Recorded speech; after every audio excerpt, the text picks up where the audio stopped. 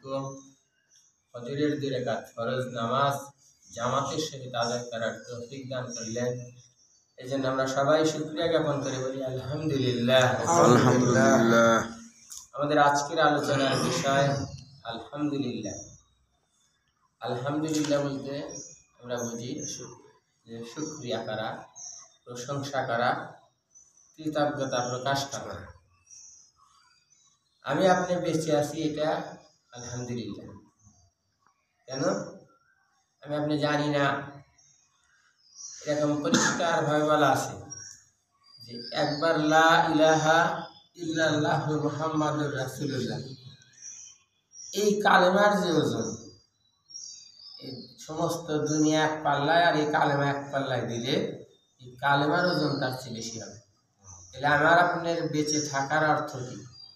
এই একবার এইটা বলার যদি সুযোগ থাকে, আপনি মারা গেলে তার এটা বলতে পারবেন না। তাহলে আপনার মালিকের প্রতি, রবের প্রতি কতটা প্রশংসা, কতটা শুকরিয়া, কতটা কৃতজ্ঞতা থাকা লাগবে। আপনি যে অবস্থায় আছেন, যেভাবে আছেন, আপনি সব সময় সর্বাবস্থায় আপনাকে শুকরিয়া করতে হবে, প্রশংসা করতে হবে। কার? আল্লাহ। কারণ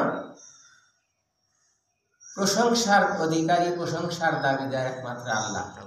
কারণ সমস্ত কিছুর সৃষ্টিকর্তা আলহামদুলিল্লাহ রাব্বিল আলামিন, সমস্ত কিছুর পালনকর্তা আল্লাহ। আমি আপনি দু চোখ দিয়ে যা কিছু দেখি সব তার। একজন মানুষের মধ্যে বিশেষ কোনো গুণ, সৌন্দর্য, কৃতিত্ব যদি থাকে, সেটাও আল্লাহর দেওয়া। তাহলে আপনি কোনো অবস্থাতেই আপনি আল্লাহর অসন্তুষ্টি, আল্লাহর প্রতি রাগ, অভিযোগ, ক্ষোভ থাকা যাবে না। ঠিক আছে না? দুনিয়ায় চলতে গেলে অনেক সময় অনেক পরীক্ষার সম্মুখীন হবে, অভাব অনটন, অনেক ঝামেলা, অনেক টেনশন, অনেক কিছু হবে। এই অবস্থায়ও আপনার শুকরিয়া করা ছাড়া কোনো উপায় নেই। কারণ আপনি যে অবস্থায় আছেন, যে অবস্থার মধ্যে পড়ছেন, এর চেয়েও খারাপ হইতে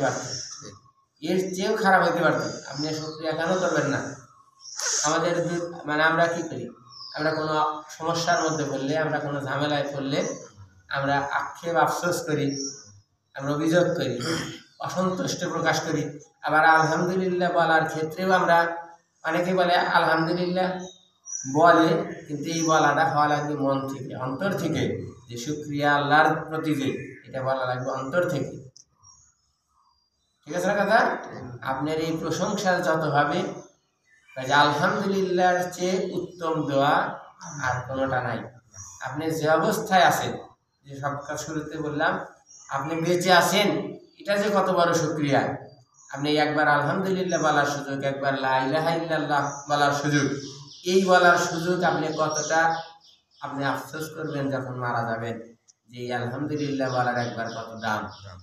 তাহলে এই ছোট্ট আলোচনার মূল কথাটা হলো, আমি যে অবস্থায় আছি, যেভাবেই থাকি, আমাকে কোনো অবস্থাতেই কোনোভাবেই আল্লাহর অসন্তুষ্টি, আল্লাহর প্রতি কোনো অভিযোগ করা যাবে না।